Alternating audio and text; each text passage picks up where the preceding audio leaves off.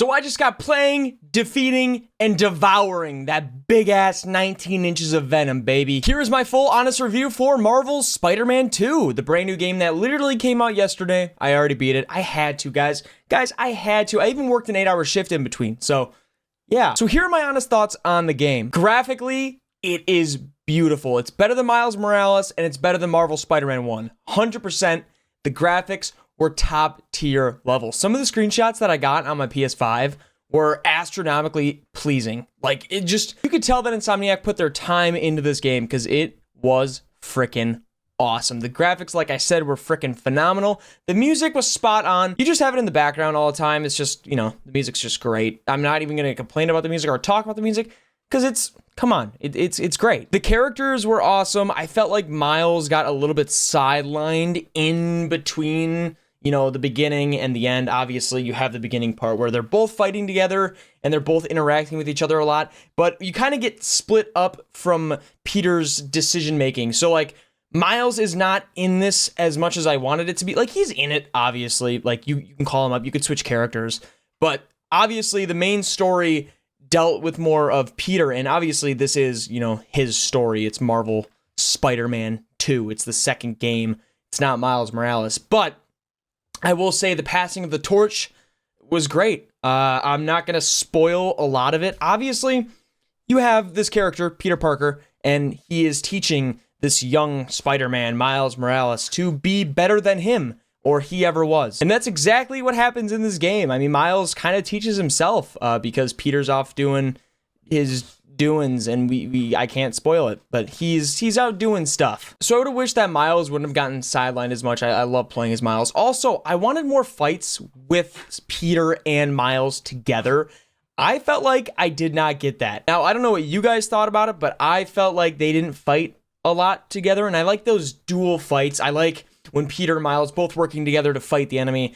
I really didn't get that. I got a lot of solo fights. Kind of, you know, irked me a little bit. I wanted more, man. I wanted more duo fights, bro. There's only a couple other complaints that I genuinely have about this game. So when I play these games, I go on the friendly difficulty. There's the friendly neighborhood, friendly, amazing, or whatever, and then the difficult, super difficult level. But I never play on the super difficult level. I always try to go for the medium to hard or medium to less. Like, I don't really go to easiest and I don't really go to the hardest. And, you know, that was fine.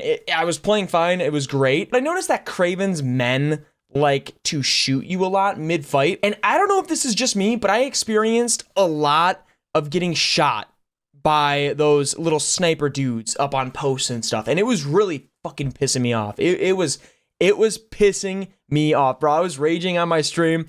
I was getting so mad because I kept getting shot. I'm like, bro, let me fight these guys. They're just annoying enemies. They're literally just annoying enemies. You can't do anything about it because you always are going to have annoying enemies. Speaking of enemies, I felt like Kraven was also kind of sidelined as well.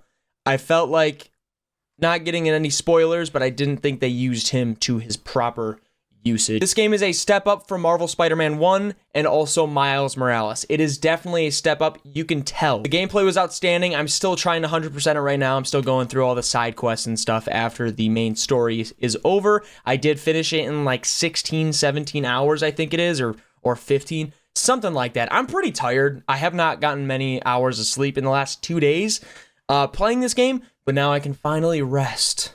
I can finally rest since I beat it. I'm going to quickly run through some spoilers now. So if you guys have not played this game and you guys still want to, please click off the video and come back later. But I wanted to talk a little bit about the spoilers just for a couple minutes or a minute. Venom is a badass. He's huge. He's got 19 inches and he is an absolute badass. And he fucking eats Kraven's head off or kills Kraven. Kraven gets demolished. He gets fucking killed.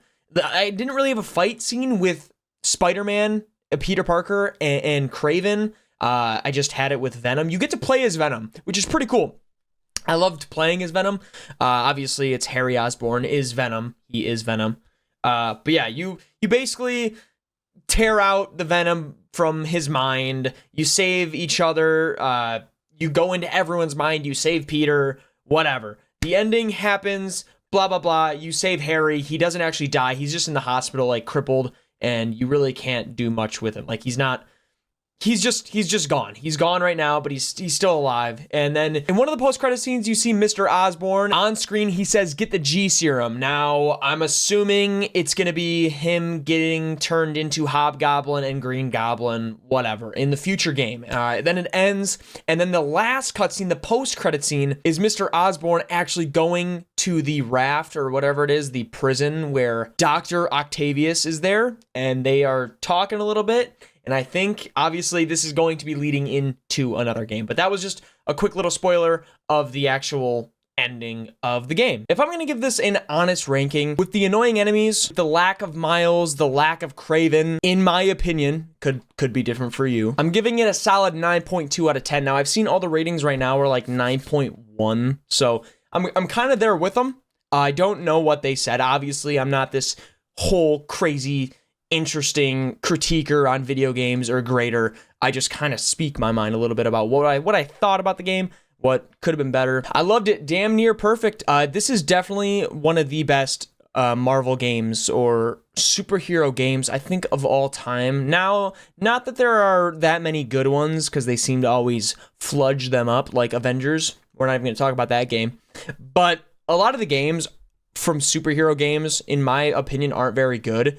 Like, I think one of the last good superhero games I played was obviously the other Spider-Man games, obviously. But the original, like, Hulk game, when you can, like, grab people and, like, throw them off roofs and stuff, that was fun. Can we get a Hulk game, please? But yeah, so that's my opinion on Marvel Spider-Man 2. If you have not played Marvel Spider-Man 2, you need to go out right now and get yourself a freaking copy. Go get a copy. Go, web, go.